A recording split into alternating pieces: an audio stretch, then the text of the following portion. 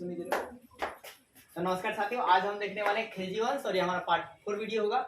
तो खिलजी अलाउद्दीन खिलजी का हमने बात करा था और अपने बाजार नियंत्रण की दो चीजों को बताया था। तीसरा था पशुओं तथा गुलामों का बाजार। तो है क्या कि इसमें पशुओं और गुलामों के बाजार में मतलब घोड़ा, फिर पशु को भी मतलब पशु जैसे घोड़ा को लेकर आ जाता था, फिर गाय भी बेचे जाते थे, और गुलाम का मतलब जो सेवा करने वाले लोग होते हैं उनको भी लाया जाता था, बेचा जाता था। लेकिन बीच में होते क्या कि बीच में बिचौलिए आ जाते थे और वो बिचौलिया दाम को बढ़ा देते थे, या तो दाम बहुत घट जाती थी या दाम बहुत बढ़ जाती थी। मतलब ऐसे होता है कि मतलब जो बेचने वाला होता है उसी का आदमी आ जाता है और उसका दाम उस पर जब व्यापार जब होती है, जब बोली लगता है किसी वस्तु का, तो वो भी दाम लगाने लगता है, तो दूसरे भी दाम और चढ़ने लगती है, तो दाम बहुत चढ़ जाता है या तो बहुत ही कम ही हो जाता है। फिर इसके बाद आपका है क्या कि अलाउद्दीन खिलजी का जो ये पशु और गुलामों का बाजार था, इसमें पूर्ण रूप से सफल जो है नहीं हो पाते हैं, क्योंकि इसमें बिचौलिए जो है टांग लगा दिए थे। फिर बात करते हैं सामान्य बाजार की बात। तो सामान्य बाजार में दैनिक उपभोग की वस्तुएं जो है मिलती थी, जो आप डेली उपयोग कर सकते हैं, वो सारी वस्तुएं आप सामान्य बाजार में मिल जाती थी। और ये आपकी इसमें निश्चित दाम से वस्तुएं जो है मिलते थे, फिक्स प्राइस था उनका, और वो जो प्राइस था वो आपके मतलब क्या थे, जो राजा था उसके अनुसार ही लगाए जाते थे। अब बात करते हैं क्षेत्र। तो यह आपका अलाउद्दीन खिलजी का जो बाजार नियंत्रण प्रणाली था वो कहाँ तक लागू हुआ, तो पूरे भारत में सही से लागू नहीं हो पाया, लेकिन दिल्ली के निकटतम क्षेत्र तक जो है वो आपका अच्छे से लागू हो पाया, कई इतिहासकारों का मानना है। और सवाल ये है कि दिल्ली में ही क्यों अच्छा से लागू हो पाया, क्योंकि दिल्ली जो था अलाउद्दीन खिलजी का प्रशासनिक व्यवस्था का क्या था, प्रमुख था। तो यहाँ पर सेना होना थे, तो सारे सेना आसानी से कंट्रोल जो है कर लेते थे। फिर विभाग एवं अधिकारियों की व्यवस्था की बात करते हैं। इन्होंने बाजार नियंत्रण को अच्छे से व्यवस्था करने के लिए क्या किया कि बाजार व्यवस्था को अच्छे से नियंत्रण के लिए विभाग बना दिया था और अधिकारी का कर दिया था, व्यवस्था के रूप में बांट दिया था। जैसे दीवान रियासत, ये क्या था, आर्थिक अधिरक्षक था, मतलब जितना भी इनकम आएगा उसका वो सुरक्षा करेगा। फिर अब कहेगा साहनी ए मंडी, ये क्या था, गल्ला बाजार का प्रमुख होता था।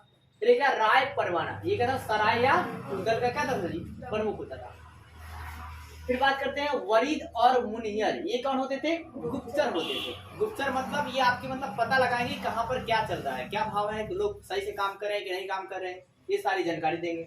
फिर नाजिर क्या था, ये माप तौल था, मतलब माप जोखने और माप तौल था, ठीक है। फिर एक परवाना नवीस, ये क्या था, परमिट अधिकारी होते थे। परमिट मतलब परमानेंट, जो मतलब हमेशा ये घूमते रहेंगे, काम करेंगे बाजार में। महा उत्सव, ये कौन थे, सेसर, या आपका है क्या कि किसी व्यक्ति पर वो आपका है क्या कि आचरण का ये नजर रखते थे, ठीक है, कि उसका व्यवहार जो है कैसा है। ठीक है, सराय एवं अदल, ये अदल, ये क्या था, नियमित वस्तु संबंधित क्या था, बाजार था। नियमित वस्तु संबंधित बाजार को क्या था, सराय एवं अदल। अब है क्या बात करते हैं अन्य प्रमुख तथ्य। तो अकाल मतलब अलाउद्दीन खिलजी की तरफ से बहुत अच्छा साधक था, कहा जा सकता है सकारात्मक पक्ष में, कि अकाल के समय में अनाज प्रति शुल्क दिया जाता था, प्रति निःशुल्क दिया जाता था, निःशुल्क लगा देना, मतलब यहाँ पर नहीं लिया जाता था। कि जब अकाल हो जाता था, जब मतलब खेती अच्छे से नहीं हो पा जाती थी, तो आपका है क्या कि निःशुल्क अनाज लोगों को दिया जाता था। फिर बात करते हैं कि आपका है क्या कि यहाँ पर लेकिन राशन कार्ड वाली व्यवस्था नहीं होती, लोगों को इनका व्यवस्था नहीं करता, जिनको जैसे लगता था वैसे दिया जाता था। फिर बात करते हैं नकारात्मक पक्ष। तो आपका है क्या, अनावश्यक हस्तक्षेप, मतलब हुआ क्या कि बाजार नियंत्रण में जब अनावश्यक हस्तक्षेप होने लगे, बिचौलिए आने लगे, तो ऐसे में मतलब बाजार नियंत्रण थोड़ा खराब होने लगी। और फिर अंततः आपका है क्या, व्यापारी और जो उत्पादन करने वाले व्यक्ति थे, उनके लाभ में क्या आने लगा, कमी आने लगा। अब जब कमी आने लगा तो लोग बाजार में, व्यापारी नहीं आएंगे और व्यापारी उत्पादन भी वहां पे नहीं जा पाएगा, दूसरे जगह ट्रांसपोर्ट होने लगेंगे।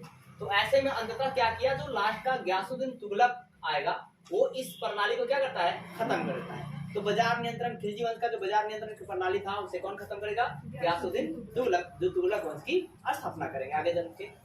अब सकारात्मक प्रभाव क्या था, तो देखिए इनकी नीति जो इन्होंने बनाया था, बाजार नियंत्रण नीति, वो आपकी हालांकि क्या हुआ, पूरा भारत में सफल नहीं हुआ, लेकिन दिल्ली के निकटतम क्षेत्रों में सफल हो गया।